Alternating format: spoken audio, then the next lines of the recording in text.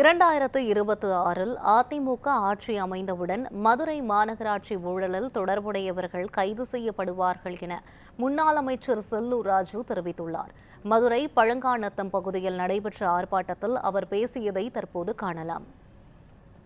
மாநகராட்சி படி ஏறினால அது ஒரு குரல் கேட்கலாம்.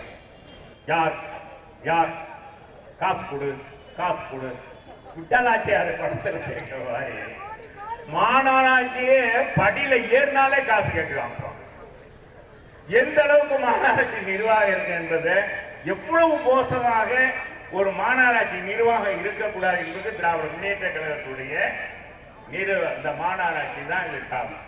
இதுவரைக்கும் எத்தனையோ மாமன்ற மதுரை மாநகராட்சியில் திமுக ஆண்டிருக்காங்க, அண்ணா திமுகவும் இருந்தது. இந்த மாதிரி எப்பயுமே இல்லை. இந்த காந்தராமா சொல்லுங்க, எந்த மாநகராட்சியும் இல்லைங்க.